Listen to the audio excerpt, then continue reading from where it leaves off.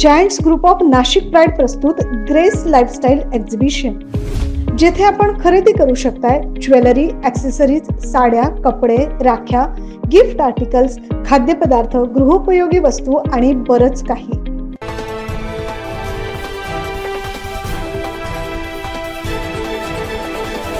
वडाळा येथील मुस्लिम समाजाच्या दफनभूमीच्या जागेचा प्रश्न महानगरपालिका आयुक्त डॉक्टर अशोक करंजकर यांनी सोडवण्याचा प्रयत्न केलाय.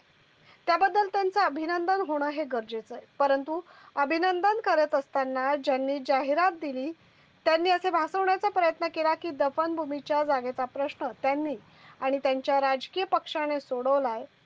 हे श्रेय घेण्याचं कारस्थानाचं भांडाफोड आज आम्ही करत असल्याचा दावा छत्रपती शिवाजी मुस्लिम ब्रिगेडचे नाशिक जिल्हाध्यक्ष अजीज पठाण यांनी केला. काय म्हणाले अजीज पठाण, ऐकूयात. काळात मुस्लिम समाजाच्या दफनभूमीचा प्रश्न अतिशय ज्वलंत झाल्याने 2019 साली आम्ही जन आंदोलन सुरू केलं महानगरपालिकेसमोर आणि महानगरपालिकेला आम्ही त्या माध्यमातून ठराव पास करण्यात आला.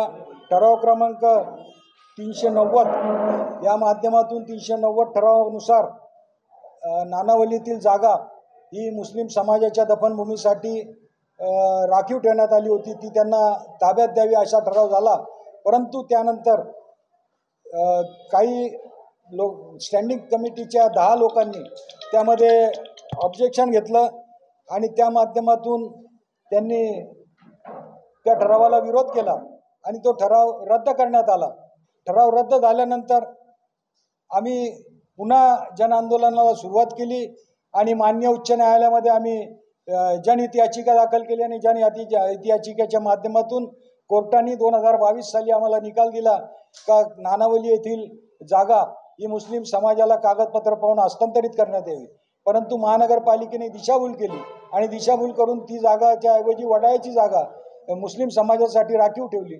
अशा प्रकारचं केलं. परंतु त्याच्या प्रकारचा कोणताही ठराव हा जिल्हाधिकाऱ्यांकडून फेटाळण्यात आलेला होता.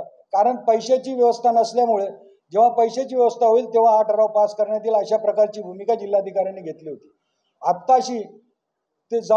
आत्ताशी जाऊन आम्ही त्या हायकोर्टामध्ये केस चालू आहे आणि आत्ताशी जाऊन कुठे महानगरपालिकेने एक 6 कोटी 9 लाखाचा चेक हा जिल्हाधिकाऱ्यांना पाठवला. परंतु त्या चेकचा अजूनपर्यंत जागा हस्तांतरित झाली नाही. परंतु चेकचा गैरफायदा घेऊन काही लोकांनी आपल्या स्वतःची लाल करण्यासाठी पेपरमध्ये जाहिराती दिल्या आणि ज्यांनी ठरावाला विरोध केला होता त्यांनीच आज त्या चेकचा फायदा घेऊन आणि स्वतःची जाहिरात केली. स्वतःच्या राजकीय पक्षाची जाहिरात देऊन स्वतः श्रेय घेण्याचा प्रयत्न ज्यांनी केला आहे त्यांचा आम्ही जाहीर निषेध करत असल्याचं देखील यावेळी छत्रपती शिवाजी मुस्लिम ब्रिगेडचे नाशिक जिल्हाध्यक्ष अजीज पठाण यांनी सांगितले. 9 न्यूज महाराष्ट्रासाठी प्रतिनिधी इसाक कुरेशी.